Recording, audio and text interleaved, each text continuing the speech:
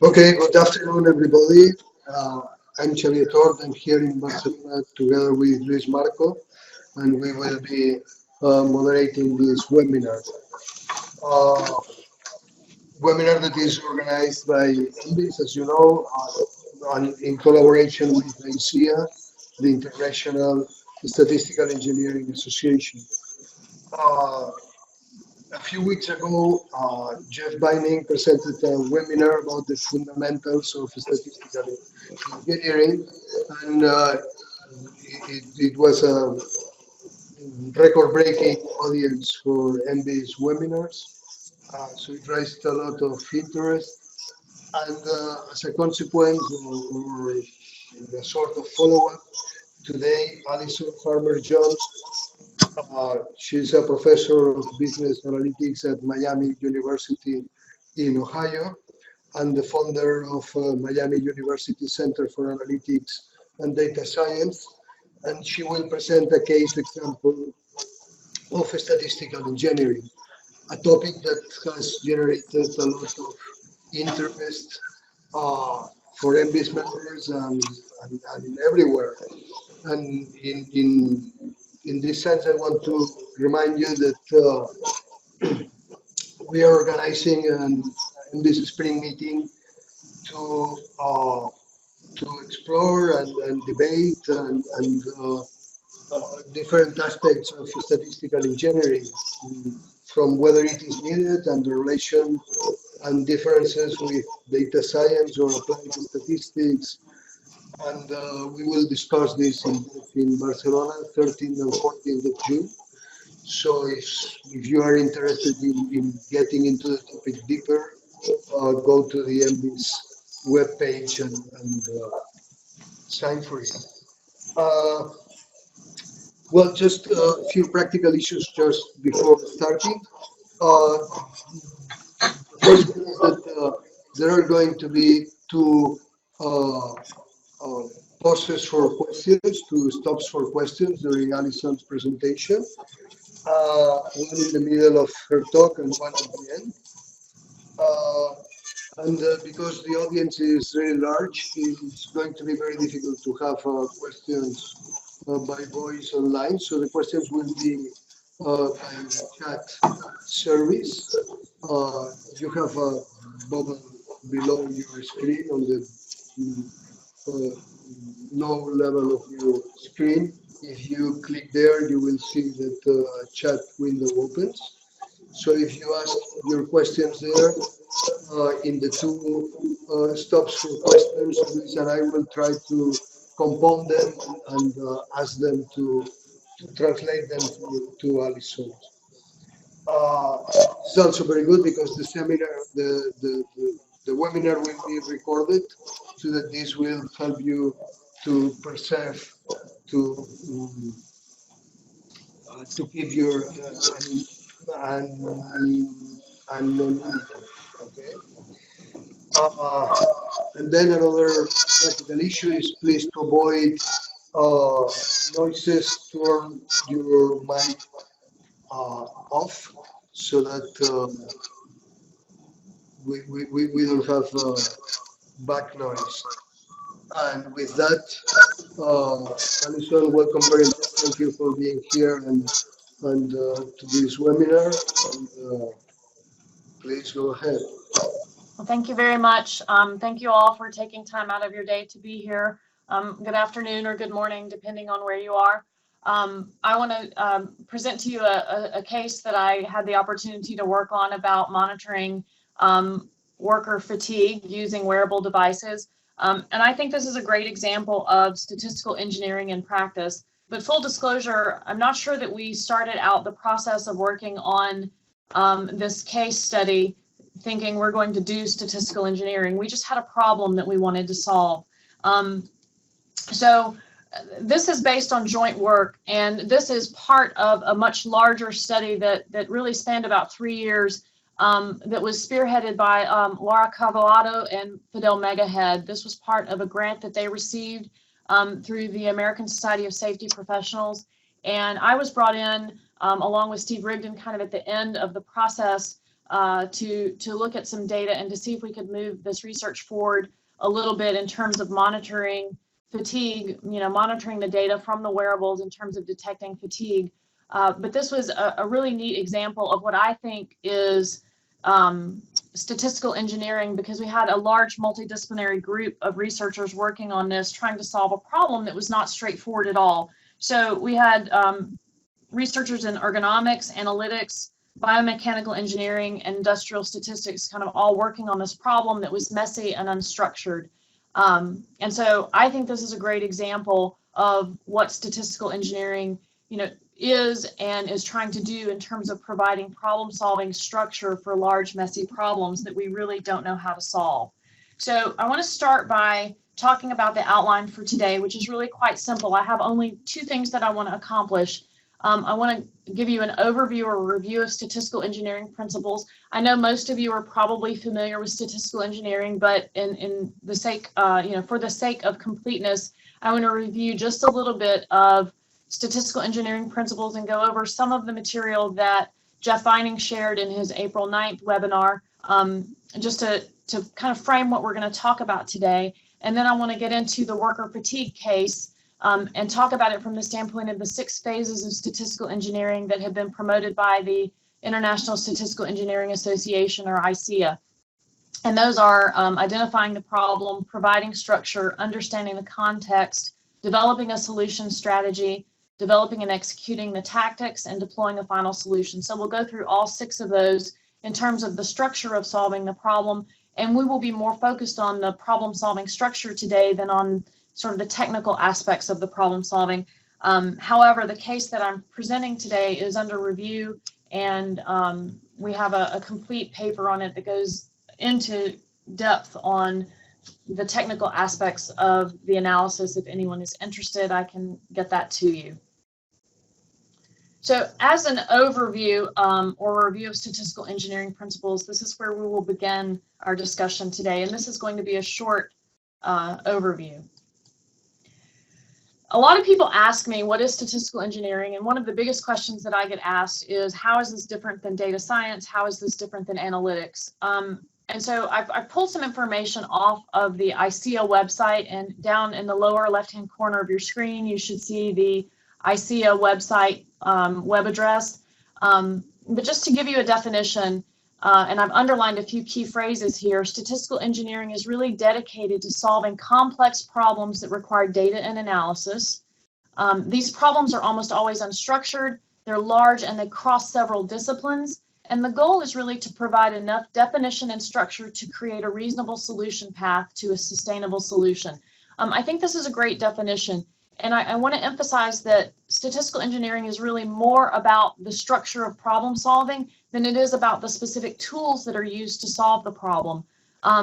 So whereas we think about data science as being a little bit more technical, we're thinking about statistical engineering being a way of engineering a solution to solving a problem and to coming to that solution. For those that are interested, on the ISEA website, there's lots of resources available, and there is a white paper that was written by myself and Roger Hurl that talks about the difference between data science and statistical engineering. So you can access that if you are interested. The basic foundations of statistical engineering include the scientific method, systems thinking, and a structured but not a rigid approach. And in terms of the scientific method, we're talking about defining a research question, collecting data, analyzing that data, and formulating conclusions. And I want to emphasize, though, that formulating the conclusions is not the end game, because those conclusions usually lead to more questions. And so it's usually a cyclical process. Instead of a straight line from you go from a research question to a finite conclusion. In systems thinking, which those of us who are in industrial statistics are really trained to systems thinking, we think about things in terms of a process of interrelated systems, and we don't want to study one part of that system, we must consider the whole conglomeration. And then we want to take a structured but not a rigid approach. We're encouraged to adapt and to overcome and to learn from the journey. I have the opportunity in my role to not only engage in problem solving and statistical engineering from a research standpoint, but also to teach students at all levels really how to problem solve. And some of these students have no experience at all, but we're teaching them and putting them out into the workforce in analytics and data science roles. And one of the things that I've learned is it's very important to teach them to adapt and overcome.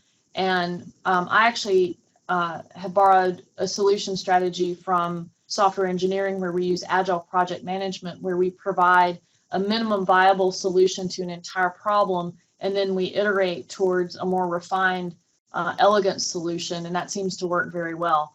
And you'll see some of those elements in the solution that we provide here today for the fatigue monitoring case.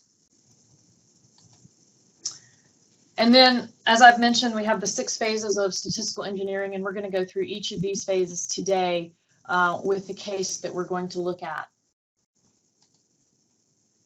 Now, I want to get into our worker fatigue case, and we're going to slowly work through each of the 6 phases, and I'll talk, fairly candidly about each of these steps and how our team worked through each of these phases.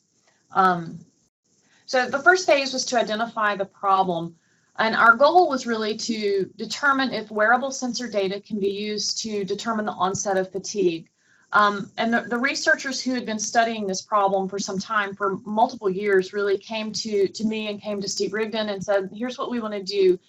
We want to think about changes in gait, and we have this measured by stride length, height, and duration, and we want to see if we can detect changes in fatigue.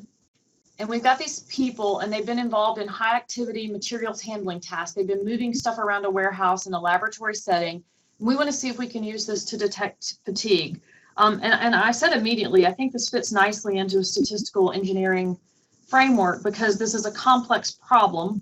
And it's complex from the standpoint of the data is complex. It's really not straightforward to extract the data from sensors into a meaningful way. This is a well-studied problem, but it's by no means solved.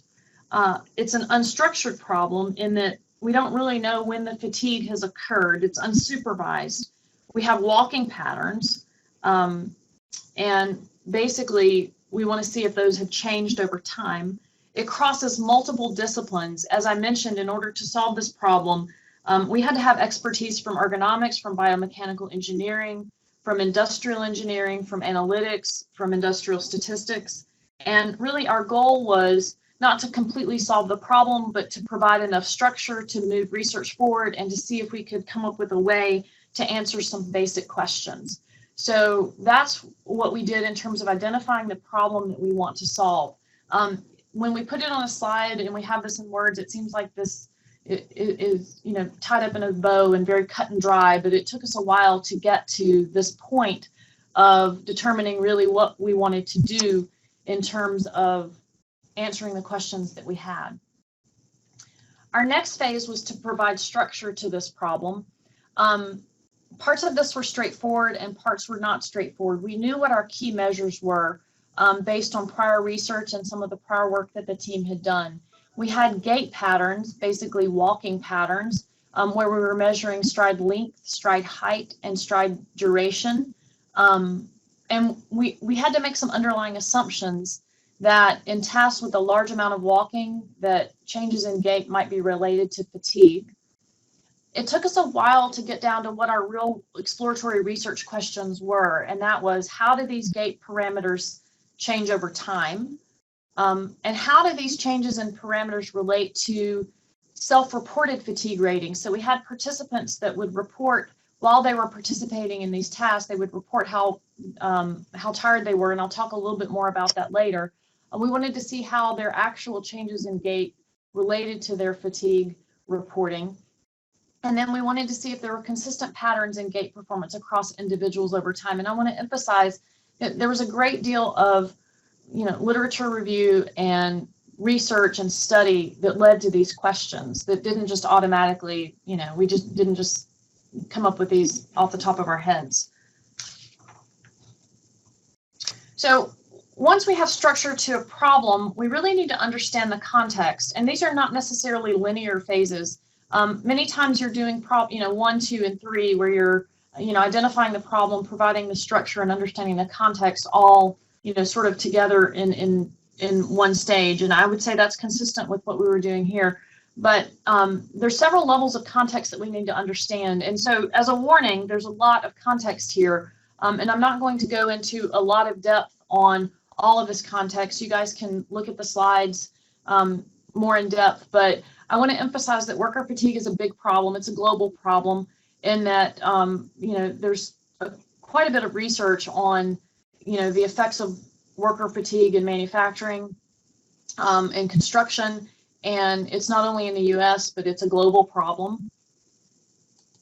And there's high consequences from worker fatigue in that it leads to a higher rate of complaints. It leads to absences, injuries, decline physical and cognitive function, reduced work capacity, and, very importantly, diminished quality of products and services.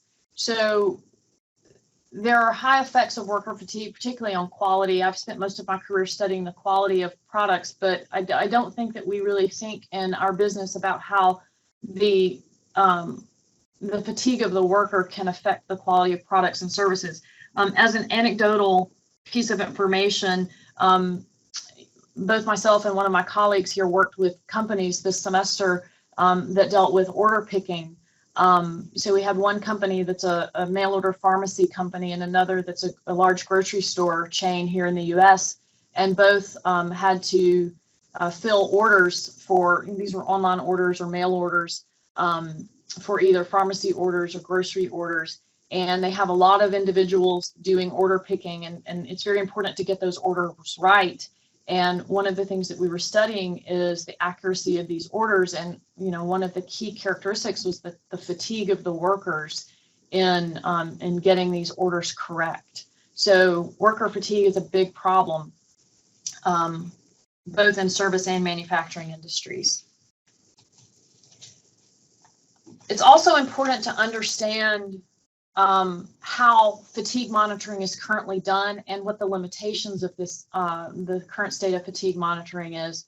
So I'm just going to briefly go through these. There's tons of research on this, but one is there's blood sampling methods to detect metabolic changes. This tends to be very invasive and very expensive, not something that can be done in real time on the job. There's electromyography-based methods that capture electrical activity of muscles. And this is also invasive and expensive. Observe changes in walking patterns and posture, or self-report questionnaire. These are frequently used, but these tend to be unreliable measures of fatigue. And then recently we see lots of work done in wearable sensor data. However, most of the work done in this area uses regression or machine learning models to predict a dichotomous state of fatigue, non-fatigue. The issue with this is it doesn't really account for temporal variation in the data. So we're really predicting, is the worker fatigued or not?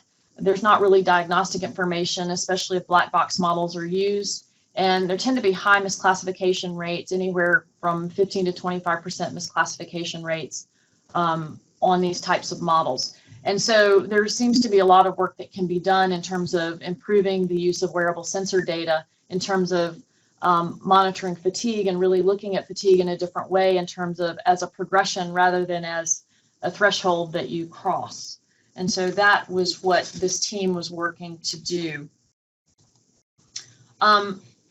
It's also important to understand not only the context of what's been done, but what kind of data we can use in order to study this problem. And so I want to think about the scientific context of the data that we as a team had to work with.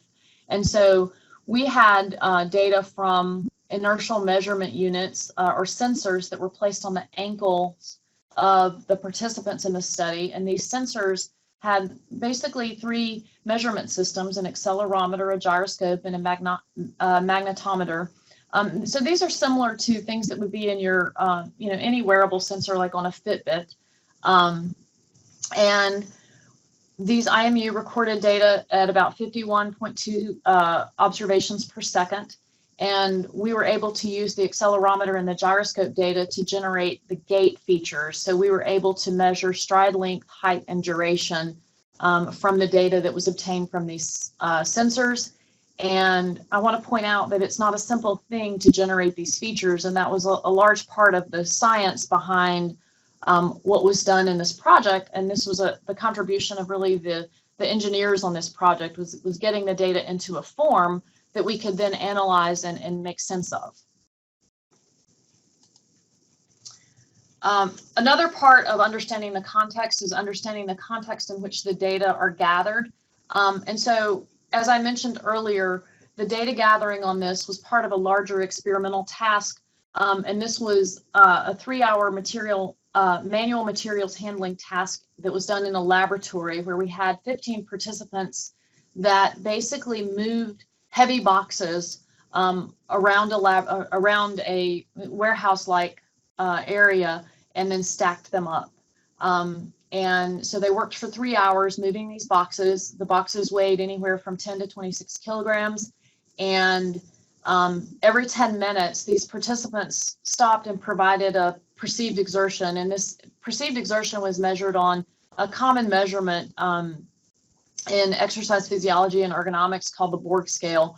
And it basically is a rating from 6 to 20 that measures, basically how tired someone is in terms of, their physical exertion, but it's a perception measure. And so we use that later to compare how their perceived exertion compared to what we saw in the sensor data. So I want to stop here and see if there's any questions before I move on into how we actually solved the problem. So, Allison, how long, at least in percentage of the whole, or took these 3 phases of the statistical engineering framework compared with the rest, or how? And can you tell us a little bit about that? So I think that's a really tough question to answer because, as I mentioned, and I'm not trying to be evasive, but as I mentioned, this was a study that went on for about 3 years, and I was brought into this late. So we worked on this project for probably 6 months. The framing part of it happened over a 2 to 3 month period, but I want to emphasize that it was really not a linear process. So we went through, sort of problem definition, structure, analysis, back to problem definition, structure, analysis. And so we iterated through this several times. So I don't want to leave anyone with the impression that any of this was, we did one thing, we finished that completely, and we moved to the next thing. We iterated really all the way through. It wasn't as messy as maybe I'm making it sound, but I can't estimate a good percentage other than to say maybe 30% of the time we spent on structuring it. But by the time I was brought into it, the data was gathered. Uh-huh. And so the experimental study had been done and the data had been gathered. The other thing is who was leading this part. I mean, this is one of the things interesting in statistical engineering, who is taking the lead and what's the role of the statistician in these 3 initial phases. Okay, so that's a great question. So Laura Cavoado was the principal investigator on the study, and she led the experimental study in which the data was gathered. And she also led the team of engineers that did much of the transformation of the data from the sensors into something that was meaningful in terms of monitoring the gait. Fidel Megahead really acted as the project manager on the project in terms of making sure that all the pieces fit together and everybody got the work done. And I would say that Steve Rigdon and I worked as sort of the chief statisticians in making sure that we had integrity in the analysis. Mm-hmm. Okay. Let's go on if there are no more questions. Yeah? Okay. Great. All right. So our next step was to develop a solution strategy for this problem. And so the solution strategy, it looks relatively straightforward here. And we actually came upon this fairly quickly, but developing the methodologies and getting the problem to a state that is solved took quite a bit of time. So the first thing we needed to do was to transform the accelerometer and gyroscope data into some meaningful features. And those features, I keep saying, were stride length, stride height, and stride duration that represent an individual stepping pattern over time. Then we pretty quickly determined that we wanted to use change point methods to determine if walking patterns change over the life of the 3-hour study. Because as I mentioned, this was really an unsupervised problem where we didn't know when someone was fatigued. We just wanted to see if the patterns changed and if those patterns coincided with the changes in their perceived fatigue. Then we wanted to compare those walking patterns again to the subjective ratings. And then as a fourth thing, even though we have a relatively small sample size, because this was a very expensive experiment to conduct, we wanted to investigate these patterns across individuals to see if there was any, consistency in terms of what we saw in the individuals, to see if we could set this up for possibly future research. So, and again, I want to emphasize that as I go through each of these tactics that we developed in our solution strategy, I'm not going into near the depth that I could.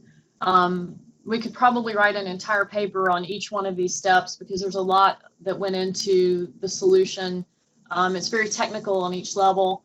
However, in sort of the sake of moving things along, I'm just going to scratch the surface to give you an idea and focus more on process. And we have a paper, again, that's under submission. It's a case study paper that talks more about some of the decisions we made along the way. And I'm happy to make that available to anyone who's interested. So the first thing was to transform this data into some meaningful features.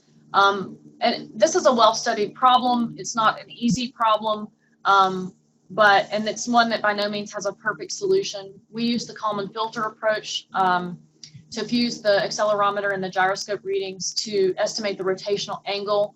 Then we smoothed the data with a low-pass filter, and we used a gate segmentation algorithm that this team of researchers had developed to determine what a step was. And a step, if you'll see the graph at the bottom of the slide, takes on a certain pattern that kind of looks graphically like what I've shown below. And then from this, we can estimate the stride length, the stride height, and the stride duration. Okay. And so once that was done, we have these three features. We have stride length, stride height, and stride duration. And that's really the things that we're going to monitor. Those are the measures that we're going to monitor to see if they change over time. Next thing, we're going to use change point methods to determine if there's a change in these walking patterns. Again, we investigated a lot of different methodologies here. And there's not a lot of good methodologies out there for multi-point methods that will work with this type of data. We had to do some filtering on the data. We used a median filter on the data with windows of about overlapping windows of about 21 was the size of our overlapping windows. And we did that because the sensor data is very messy, it's very sporadic, and we ended up with some highly unusual values. We used a non-parametric method called the EAGLO method that's attributed to Madison and James. It is an agglomerative clustering-based method that retains the time ordering of the data. It's not a perfect match for the data that we have, but it worked the best of what is out there. We were not, for this particular data set, going to develop a brand new change point method. Most of the multivariate change point methods make assumptions that we could not meet for this data, like independence of the observations over time. And for this data, it's highly autocorrelated. The sampling frequency is low. And if you reduce that sampling frequency, you lose some of the features in the data. So we did really the best that we could. And this actually worked quite well. And you can see here we have one participant that I've shown on this graph. And in this participant, this was kind of the ideal participant. We had 3 change points that emerged out of the data. And kind of loosely, this corresponds to what we termed kind of a warm-up period, a steady state period, an early fatigue period and then a fatigue period. But not all of our participants had exactly this profile. It was different for each of our participants. Okay. To get a little bit better view of our data, we actually applied a Q-sum to the data. But now, so here I've got the cumulative sums of participant 1. This is the same data that we saw on the prior slide. And I've got overlaid on the 3 graphs for stride length, stride height, stride duration. These are the cumulative sums that you see. And I've got overlaid on these in black the change points that we observed. But these change points were not obtained from the cumulative sums. These were obtained from the raw data. We just applied the cumulative sum so that we could get a better view of what's going on in the data, sort of as a way of smoothing the data to really better see the change points.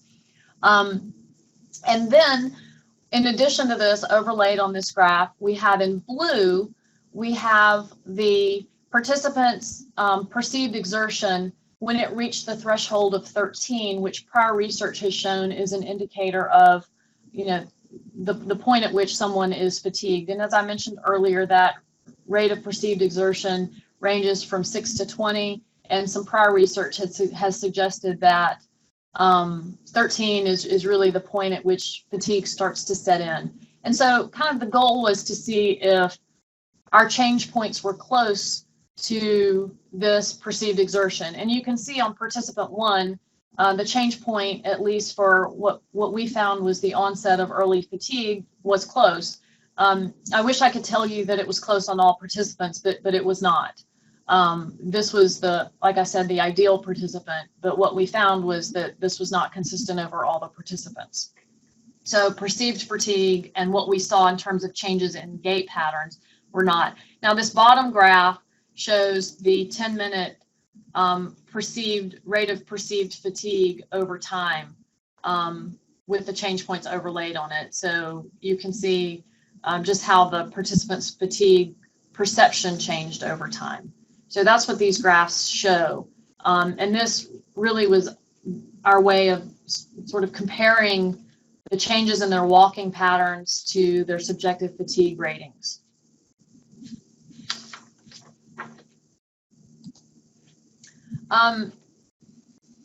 Next, we wanted to investigate patterns across individuals. And as I mentioned that not all of our participants looked the same. I showed you kind of the ideal participant with participant 1. Here I've got 2 other participants, and each one of these had respectively 1 change point and 2 change points. And you can see in blue, their perceived fatigue happened at a very different time than where the change points happened. But what I think is most striking about this is if you look at their patterns in walking, their stride length, their stride height, and stride duration, the patterns are very different. So what we noticed as we were looking at these participants is that some of the patterns looked like this pattern on the left, where there was almost no change over time in terms of their gait. And then some of them looked like this pattern on the right, where they had this sort of increase in the cumulative sum and decrease in the cumulative sum in terms of their walking patterns.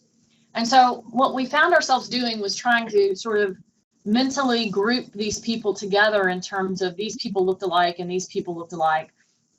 The problem with this is we only have, at this point, we only had 14 participants because we had a sensor failure. We had 15 participants and there was a sensor failure on one. So we lost 1 entire participant.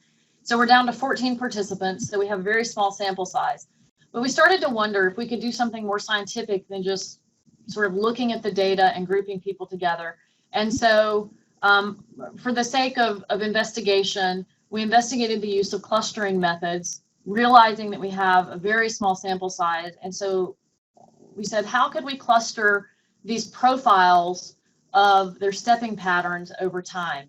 And so we did that, and that's what I'm going to show you next. So we actually used dynamic time warping to compute the distance between their walking profile patterns. And we use that as a distance measure because it measures the distance over time between a time series, literally. And then we used hierarchical clustering to cluster these groups together. Now we know that with only 14 participants, this is exploratory in nature, but we did this just because we were mentally trying to cluster these groups together. What we found was that we had 4 clusters, but one cluster, cluster 4, only had 1 participant in it. And here on the right of the screen, you see the average of the Q sums of the scaled stride length, stride height, and stride duration of each of the participants. And so the line in pink that I'm outlining right here is the cluster with just 1 participant in it. We toyed with the idea of just throwing that participant out since it was only 1 cluster. It really didn't change things much. We erred on the side of leaving it in. And so we came to the conclusion really that we have 3 main patterns in this particular data set. But again, with a small sample, we're not sure how generalizable that is. Okay, so that really satisfies the 4 tactics in order to execute on our solution strategy. And now I'm going to talk a little bit about the deployment issues. So phase 6 is deploying final solutions, and you'll notice that I have this marked out. Because of the nature of this particular study, we're not in a position where we're deploying this. This was really part of a larger research study, and so I've renamed for this purpose, drawing final conclusions and determining future directions. Because this problem's not solved yet, we have provided a reasonable solution and a path towards future research in this particular area, but by no means have we provided a complete solution to this problem. So remember, we had 3 research questions. Number 1, we said how do gait parameters change over time? And what we found was that in all of our participants, we had between 1 and 3 multivariate change points. Most participants had 3 change points, and these were correspondent with a warm-up state, a steady state, and an early onset of fatigue, and then finally fatigue. This was a new finding. This was not something that we had seen prior to this in the literature on fatigue monitoring. Next question was, how do these parameters relate to self-reported fatigue ratings? And in most cases, perceived fatigue did not coincide with the change points that we observed, and perceived fatigue in most cases occurred much earlier than the change points. We're not sure what this means, other than perceived fatigue and the changes in gait just did not coincide. And so that's a topic for future research in this area. And then finally, are there consistent patterns in gait performance across individuals over time? I want to emphasize that we had a very small sample size. So these, I think you should interpret this with caution, but we had 3 patterns that emerged. In cluster 1, we saw that as participants fatigued, they took shorter and narrower steps. In cluster 2, as participants fatigued, they also took shorter and narrower steps, but the rate of change was much more pronounced than in the first cluster. And then in cluster 3, these participants really, they didn't change their walking patterns much over time at all. And so really the next steps for this is to consider future research. And our next steps for this is to think about how good were our methods. So we made a lot of decisions along the way, a lot of technical and statistical decisions along the way by applying methods in an area where they had never been applied before. And so we as researchers want to know how good those methods work in these areas. Most of us are methodological researchers, and so these are the questions we want to answer.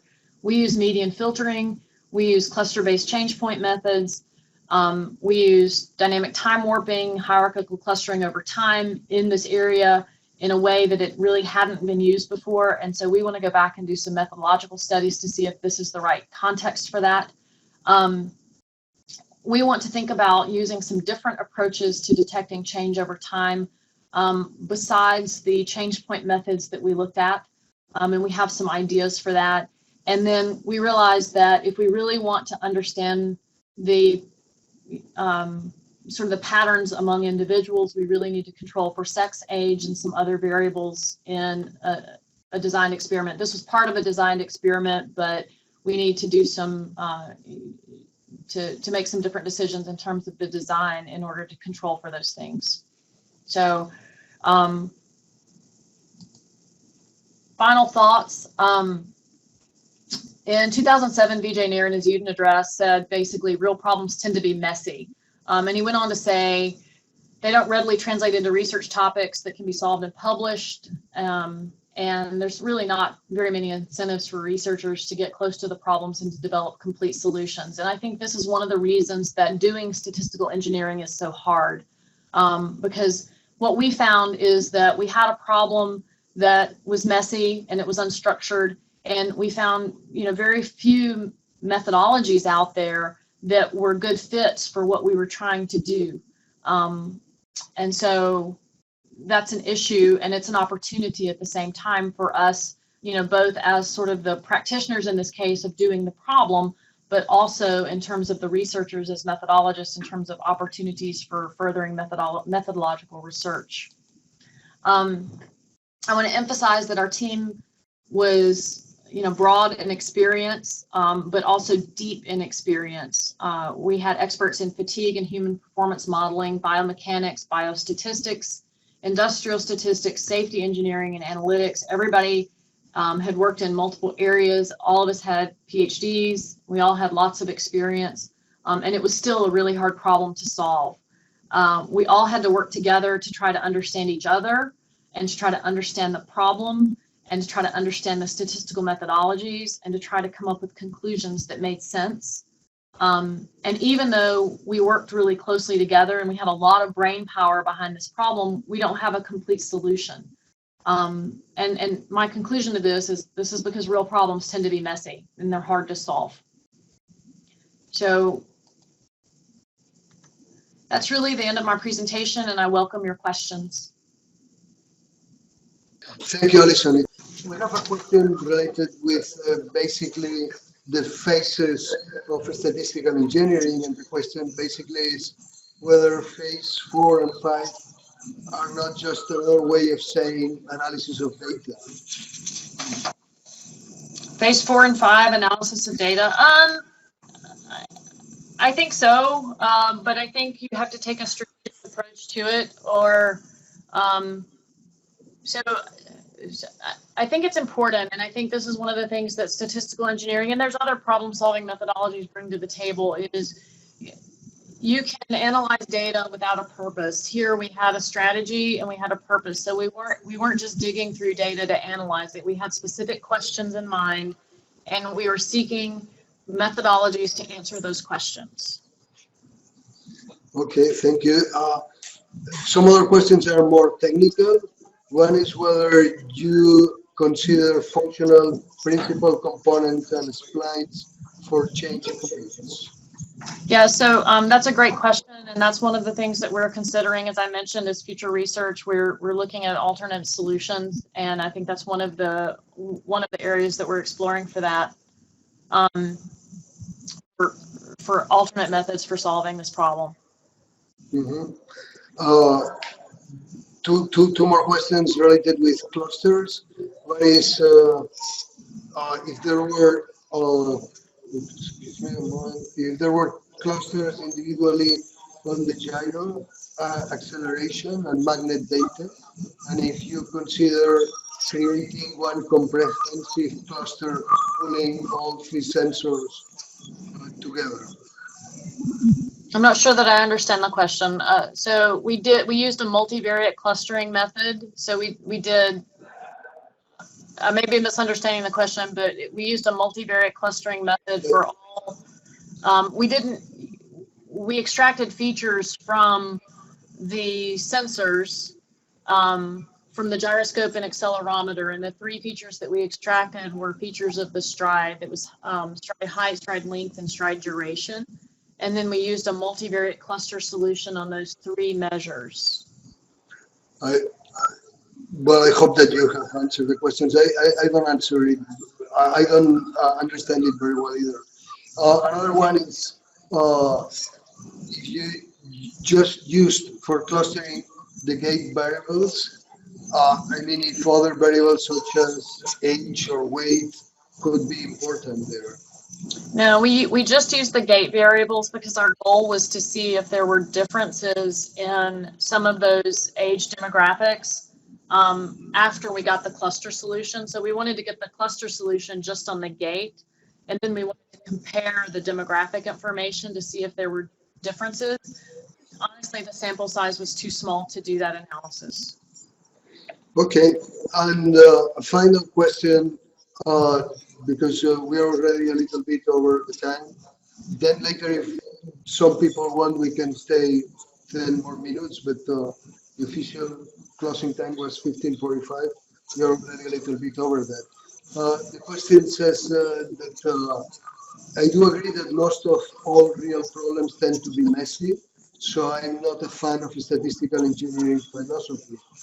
For this particular study, in my opinion, researchers must consider many other variables like athletic, physical condition, sex, physiological state, etc.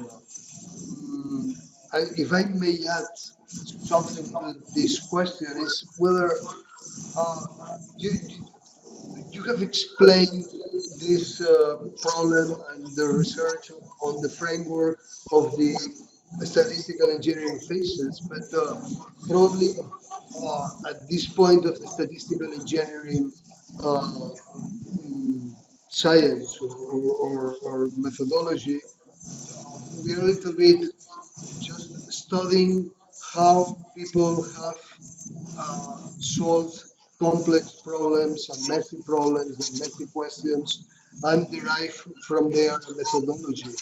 Uh, so I don't know exactly where your study has been, more using the framework, or is a little bit more that you're putting the problem on the framework and you think that this may have helped you or not. Or, Um, so if I understand the question and the concern correctly, there was concern that we didn't consider some of the characteristics of the individual that would affect fatigue properly. That's probably not correct, and that's probably a limitation of the time frame that we had and the purpose of this particular talk, because this was as I mentioned, a part of a much larger study that was funded by the American Society for Safety Professionals.